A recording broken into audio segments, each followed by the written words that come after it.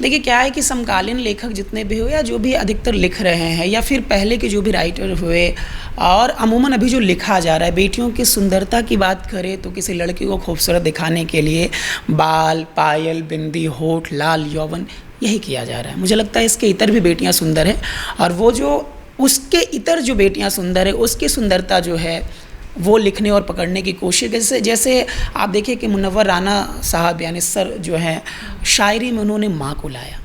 शायरी में तो माशूका होती थी, लेकिन उन्होंने एक प्रयोग किया साहित्य के साथ, शायरी के साथ, गज़ल के साथ। तो मैंने भी कविताओं के साथ एक प्रयोग किया कि बेटियों को बाल, पायल, बिंदी, होठ, लाली के इतर भी सुंदर दिखाया जा सकता है। तो उस पे वो कविताएं मैंने लिखनी शुरू की और जैसा आप बता रहे थे कि मैं बेटियों पे मेरा ज़्यादा वो रहता है, चूँकि माँ से एक मोटिवेशन मुझे मिला तो वहाँ से यात्रा शुरू हुई और बेटियों पे ज़्यादा लिखता हूँ मैं, बिहार पे ज़्यादा लिखता हूँ मैं। पनोरमा ग्रुप, जो सोचता है वो करता है, आपके अपने सपनों का आशियाना।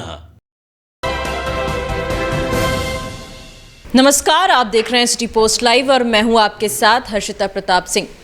नेटफ्लिक्स पर आई खाकी द बिहार चैप्टर एक बेहद चर्चित वेब सीरीज रही थी। उसके एक्टर सागर इंडिया आज हमारे साथ मौजूद हैं। स्वागत है सागर सिटी पोस्ट लाइव पर। बहुत बहुत धन्यवाद और आपका भी बहुत बहुत स्वागत है। सागर को आपने एक्टिंग करते हुए देखा होगा, जैसे मैंने खाकी के बारे में बताया उसमें भी इनका रोल था। लेकिन सागर केवल एक्टर ही नहीं है, एक्टर के साथ साथ वो बेहद अच्छा लिखते भी हैं, राइटर हैं। और बात करें कि क्या लिखना उन्हें पसंद है, तो हमारे बिहार के बारे में और बेटियों के बारे में लिखना बहुत पसंद करते हैं सागर। तो आज हम उनसे बात करेंगे, जानना चाहेंगे कि जो भी लिखते हैं ये, उसके पीछे इनकी सबसे बड़ी इंस्पिरेशन क्या होती है। सागर, अगर बात करें आपकी आने वाली नई किताब की, जो कविताएं आप लिखते हैं, उसके पीछे आपका सबसे बड़ा इंस्पिरेशन क्या है? देखिए, कविताओं की अगर बात करें और लिखने की बात करें तो एक कवि या लेखक और साहित्यकार संवेदनशील होता है और संवेदना जो है वो जीवन से आती है। तो एक जीवन अनुभव भी कह ले और समाज में जिस तरीके से जो चीज़ें मैंने देखा, जो अनुभव किया, और कविता लिखने के पीछे सबसे बड़ी वजह अगर कहूँ तो मेरी माँ है। चूँकि मेरे पिताजी नहीं थे और मेरी माँ ने किस तरीके से मुझे बड़ा किया, खड़ा किया और वो हिम्मत दी। और माँ की एक लाइन बहुत मोटिवेट करती है मुझे हमेशा। वो कहती है, क्षेत्रीय लैंग्वेज में कहती हैं वो, कि धरो धीरज उतरो पार।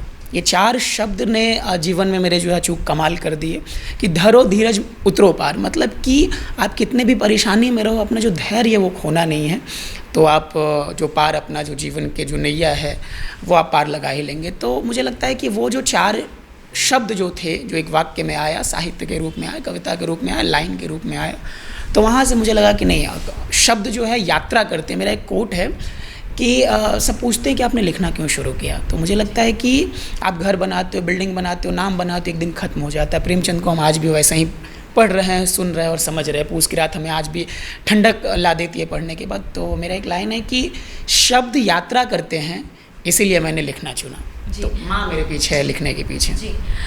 जब बता रहे हैं अपने इंस्पिरेशन के बारे में बताया, तो माँ आपकी सबसे बड़ी इंस्पिरेशन रही है। जो और आपकी जो नई किताब आ रही है वो भी बेटियों पर है, महिलाओं को लेकर है, तो उस किताब के बारे में कुछ हमारे दर्शकों को बताइए।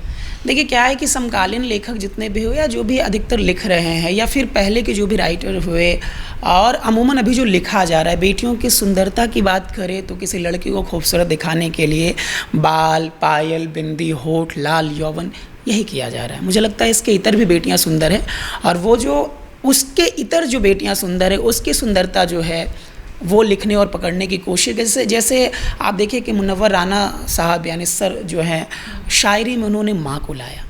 शायरी में तो माशूका होती थी, लेकिन उन्होंने एक प्रयोग किया साहित्य के साथ, शायरी के साथ, गज़ल के साथ। तो मैंने भी कविताओं के साथ एक प्रयोग किया कि बेटियों को बाल, पायल, बिंदी, होठ, लाली के इतर भी सुंदर दिखाया जा सकता है।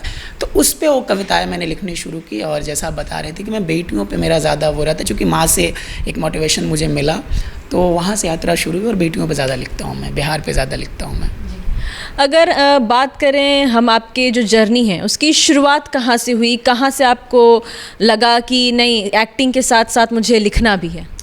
देखिए, मुझे लगता है कि एक अच्छा एक्टर जो है एक अच्छा रीडर और राइटर तो ज़रूर होता है। भले वो बहुत ज़्यादा ना लिखता हो, लेकिन एक लेखनी की जो समझ है उसके अंदर विकसित हो जाती है, तभी वो टेक्स्ट के अंदर जो सब टेक्स्ट हैं उसको पकड़ पाते हैं, वो लय और छंद जो आप बात करते हैं।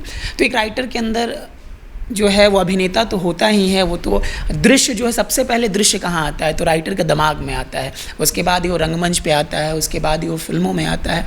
तो एक विजुअलाइजेशन जो होता है सबसे अधिक, कहते हैं कि विजुअलाइजेशन का जो सबसे ज़्यादा खपत जो सबसे ज़्यादा मात्राओं में लोग करते हैं तो वो राइटर ही होता है। वो अपने हिसाब से सीन काटता है, बनाता है, तब बहुत सारी प्रक्रिया के बाद तब उसको शब्दों में ढाल पाता है। तो मुझे लगता है कि वही है कि कविता, राइटर सब एक मिला जुला पात्र है। आप एक्टर भी हैं, राइटर भी हैं, तो क्या मैं पूछ सकती हूँ कि एक्टिंग करते वक्त ज़्यादा मज़ा आता है या लिखते वक्त ज़्यादा मज़ा आता है? वो दोनों अलग अलग अनुभव कैसे होते हैं?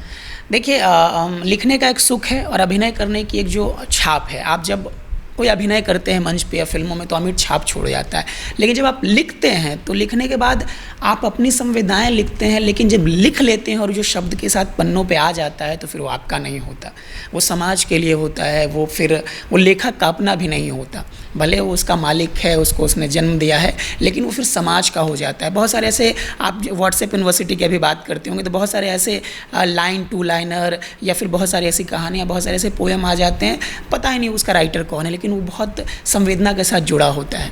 तो लिखने के बाद लेखन जो है वो अपना नहीं होता, वो सामाजिक होता है। और मज़ा मुझे लगता है अभिनय में ज़्यादा मज़ा आता है करते वक्त, और लेखन में लिखते वक्त ज़्यादा मज़ा आता है। और लिखने के ज़्यादा मुझे पढ़ने में बड़ा मज़ा आता है, क्योंकि आप जब पढ़ते हो तो एक अभिनय भी उस प्रक्रिया में होता रहता है। तो ये है। अगर मैं बात करूं आपके नाम की, आपका नाम भी काफ़ी यूनिक है, आपका सरनेम भी जो है वो भी काफ़ी यूनिक है। ये सागर इंडिया नाम कैसे?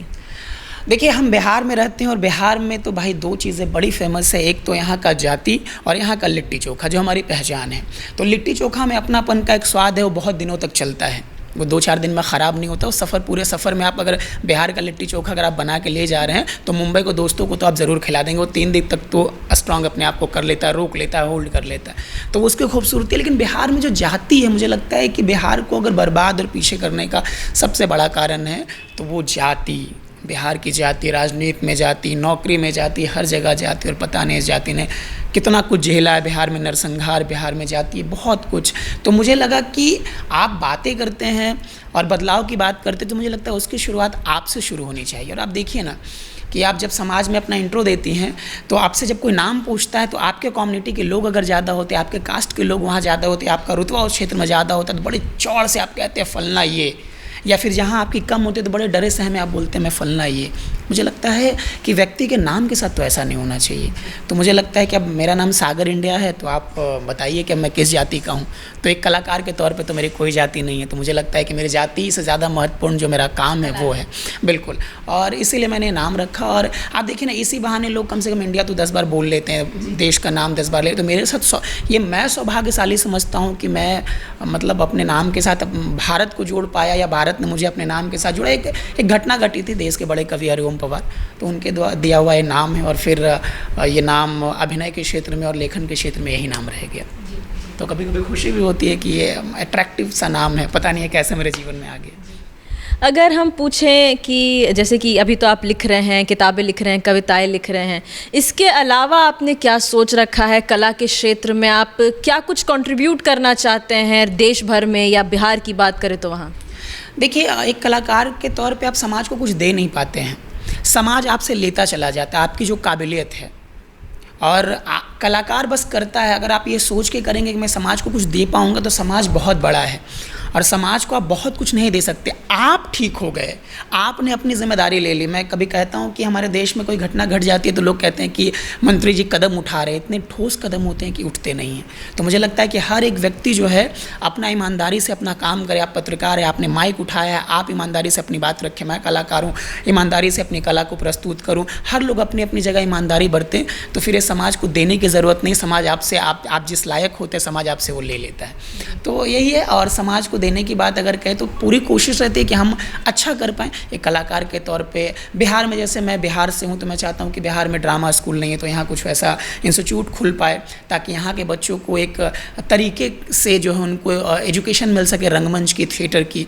तो ये कोशिश रहेगी। अब देखिए वो कितना सार्थक हो पाता है। बाकी कलाकार के तौर पर लगे हैं, भिड़े हैं। जिस दिन कहते हैं किस्मत और मेहनत, जिस दिन एक नक्षत्र में जब योग होगा उसका, तो कमाल होगा। चलिए एक आपसे आखिरी सवाल, आपकी जो किताब आ रही है नई लड़कियां, ये जो हमारे दर्शक हैं, जो ऑडियंस है, वो कब तक इस किताब को पढ़ पाएंगे, और इस किताब से अगर 2 लाइन आप सुना सकते हैं। बिल्कुल, मैं कविता की ओर जाने ही वाला था। देखिए, इस किताब का शीर्षक ही है नई लड़कियाँ। मतलब ये जो नई लड़कियां हैं, आज नई लड़कियां पापा से ये नहीं पूछती कि खाने में क्या बनेगा, वो ये भी पूछते कि मुझे क्या पढ़ना है, इंजीनियरिंग करना है या मेडिकल करना है। तो वहाँ से कविता उठाता हूँ। बहुत छोटी कविता है जिसका किताब का भी शीर्षक है नई लड़कियां और कविता का भी शीर्षक है। तो पहले यही कविता कि कितना खुलकर हंसती है नई लड़कियाँ, कि कितना खुलकर हंसती है नई लड़कियाँ, और इसी रास्ते पढ़ने जाती हैं कई लड़कियाँ, और बहुत रोका जाता है जिनको। लोग कहते हैं ना, बेटी को पटना पढ़ने भेजो, डराते हैं बगल वाले कि बिटिया अगर अफसर बन गए तो कर्जा नहीं मांगेगा ये।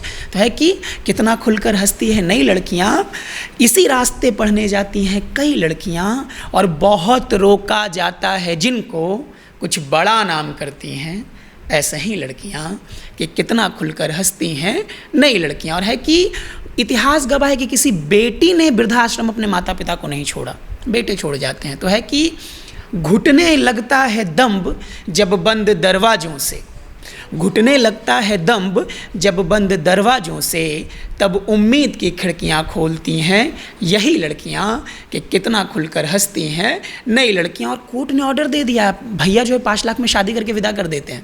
लेकिन अब बात बदल रही है, बेटियां बहुत जागरूक हो रही। तो है कि अब तो बराबरी का हक मांगती हैं, अब तो बराबरी का हक मांगती हैं लड़कों की तरह घर में घर की पढ़ी लिखी लड़कियां, कि कितना खुलकर हंसती हैं नई लड़कियां। और देश के साथ साथ बस ट्रक सब चला रही हैं बेटियां। 2 बार राष्ट्रपति इस भारत के अंदर हो गए। तो यहाँ एक कहने में कोई ये नहीं कि बेटियां पीछे, बेटियां बहुत आगे हैं। अंतिम पंक्ति समर्पित करता हूँ इस कविता की, कि कितना खुलकर हंसती है नई लड़कियां, और संभालती हैं घर को अपने कंधों पर, संभालती हैं घर को अपने कंधों पर बेटों की तरह, घर में घर की सबसे बड़ी लड़कियां, कि कितना खुलकर हंसती हैं नई लड़कियां। और बेटी पे एक कविता आपको मैं सुनाता हूँ। देखिए, बेटियां आज बहुत आगे बढ़ रही हैं। तो एक कविता है, लड़ाके हैं लड़के, लड़ी लड़कियां भी, अड़ी लड़कियां तो पढ़ी लड़कियां भी। लड़ाके हैं लड़के, लड़ी लड़कियां भी, बची लड़कियां तो बढ़ी लड़कियां भी। लड़ाके हैं लड़के, लड़ी लड़कियां भी, चली लड़कियां तो मुड़ी लड़कियां भी। लड़ाके हैं लड़के, लड़ी लड़कियां भी, अड़ी लड़कियां तो पढ़ी लड़कियां भी। और देखिए, बिहार में बेटियों की स्थिति आज के समय में क्या है, नया बिहार क्या है। तो बेटियों पे कविता बिहार पे, फिर बिहार की कविता पे चलूँगा, कि ये लड़कियां बिहार की, ये लड़कियां बिहार की खिलखिलाहट हैं तीज त्योहार की। ये लड़कियां बिहार की, ये लड़कियां बिहार की खिलखिलाहट हैं तीज त्योहार की, और टाक देती हैं सटीक निशाना श्रेयश्री। अरे टाक देती हैं सटीक निशाना श्रेयश्री, जैसे गोली हो आर पार की। ये लड़कियां बिहार की खिलखिलाहट हैं तीज त्योहार की। ये लड़कियां बिहार की, और सुर में सुर ऐसे मिलाते मैथिली, सुर में सुर ऐसी मिलाती मैथिली, जैसे बही हो हवा पुरवैया बयार की। ये लड़कियां बिहार की खिलखिलाहट हैं तीज त्योहार की। बिहार पे कविता आपको सुनाता हूँ। देखिए, बिहारी कैसे होते हैं, बिहार का जो बिहारी लोगों की जो एसपी होती है कैसी होती है। तो हम डरने और झुकने और लड़ने वाले लोग नहीं हैं, हम हिम्मत के लोग हैं, परिश्रमी लोग हैं, और बौद्धिक स्तर पे बहुत समृद्ध लोग हैं, लेकिन हम दिखाते नहीं हैं। सामने से कोई भी आके मैं बिहारी कह के चला जाता है, लेकिन हम चुपचाप उसको सुन लेते हैं, क्योंकि हम इतिहास बनाना जानते हैं। हम पहाड़ तोड़ करके पहाड़ का गुरूर तोड़ देते हैं और रास्ता बना देते हैं। तब कविता उठाता हूँ कि बिहारी कैसे होते हैं। पहली कविता दशरथ मांझी को समर्पित करता हूँ, वहाँ से कविता उठाता हूँ कि ईता नयका बिहार है। ईता भोजपुरी में, देखिए बिहार में बहुत खूबसूरत भाषा है, अंगिका, वज्जिका, मैथिली, मगही, भोजपुरी। मैं आपको भोजपुरी में कविता सुनाता हूँ कि ईता नयका बिहार है। ईता नयका बिहार है, तब मेहरारुए से शुरू करेला। हमारे यहाँ डिवोर्स नहीं होता, हम 7 जन्म जब बंध जाते हैं तो बीवी रूस जाती है, फूल जाती है, मायके चली जाती है, तलाक नहीं होता। पता नहीं कोर्ट के केस क्यों बिहार में बढ़ रहे हैं। तब है कविता कि ईता नयका बिहार है, ई त नयका बिहार है त मेहरारू से शुरू करी ला। मेहरारू के प्यार ला जे पहाड़ के भी सीना चीर दे, दशरथ मांझी के कुल्हाड़ी में उधार है। ई त नयका बिहार है।